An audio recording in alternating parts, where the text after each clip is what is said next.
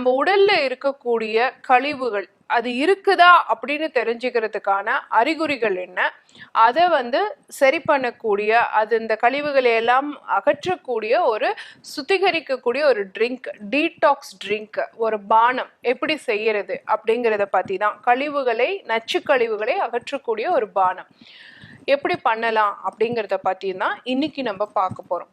இப்போ நம்ம உடல்ல கழிவுகள் இருக்கிறது அப்படிங்கிறது தான் இன்னைக்கு பெரிய பிரச்சனை. ஏன்னா இன்னைக்கு மருத்துவ உலகம் எதை நோக்கி போயிட்டு இருக்குன்னா, மெயினா 2 விஷயம், உடற்கழிவுகள், குடல் கழிவுகள் அப்படிங்கிற 2 விஷயம் தான். ஸோ கழிவுகள் தேங்கி இருக்கிறதா உடல்ல பல நோய்களுக்கான காரணம் அப்படிங்கிறது நமக்கு நல்லாவே தெரியுது. ஸோ அப்போ கழிவுகள் இருக்காங்கிறத எப்படி தெரிஞ்சுக்கிறது?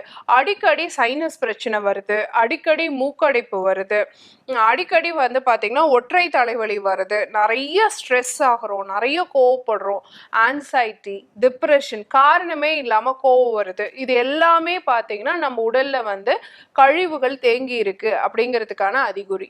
அதே மாதிரி அடிக்கடி கேஸ்ட்ரிக் ஃபார்ம் ஆகுது, வயிறு பிளாட் ஆயிட்டே இருக்குது, சாப்பிட்ட உடனே ஜீரணமாக மாட்டேங்குது, மலச்சிக்கல் ரொம்ப அதிகமா இருக்கு அப்படிங்கிறதும் நம்ம குடல்ல நிறைய கழிவுகள் தேங்கி இருக்கு அப்படிங்கிறதுக்கான அறிகுறி. இப்போ மனசு ஒரு பக்கம் ஸ்ட்ரெஸ் ஆகுது அப்படின்னு இருந்தாலும் நம்ம உடல் எடை கூடிக்கிட்டே போகுது. ஏன்னா இன்னைக்கு கட் பிரெயின் ஆக்சஸ்ன்னு நம்ம சொல்றோம். ஸோ உடல் எடை கட்டுப்பாட்டிலே இல்லை, ரொம்ப கம்மியாக தான் சாப்பிட்றேன் ஆனா வெயிட் கெயின் ஆயிட்டே இருக்கு அப்படின்னாலும் அது நம்ம உடல்ல நிறைய குடற்கழிவுகள் தேங்கி இருக்கு அப்படிங்கிறதுக்கான அறிகுறி.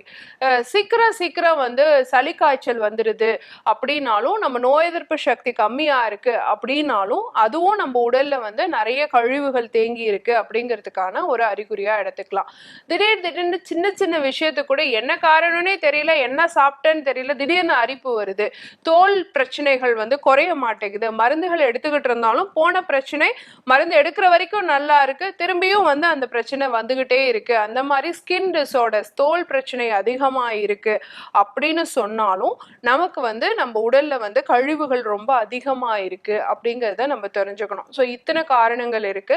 அதே மாதிரி இன்னைக்கு உடல் எடையில இருந்து, ஹார்மோனல் இம்பேலன்ஸ்ல இருந்து இர்ரெகுலர் பீரியட்ஸ் வரைக்கும் பெண்களுக்கு இருக்கக்கூடிய பல பிரச்சனைகளுக்கு இந்த உடற்கழிவுகள் தான் காரணமாக இருக்கு அப்படிங்கிறத நம்ம தெரிஞ்சுக்கணும். அப்போ இந்த பாடி ஏன் கழிவுகள் சேருது அப்படின்னா ஒண்ணுமே இல்லை, நம்மளுடைய ஃபுட் லைஃப் ஸ்டைல் தான். இன்னைக்கு காலகட்டத்தில் நம்மளோட என்விரான்மெண்ட்டே நமக்கு கழிவுகளை கொடுக்கக்கூடியதாக இருக்கு. அவ்வளோ pollution, air pollution, water pollution, இது எல்லாமே நம்ம சுற்றுப்புற சூழல் மாசுபாடே நம்ம உடல்ல தன்னால கழிவுகளை உருவாக்கக்கூடியதாக இருக்கு.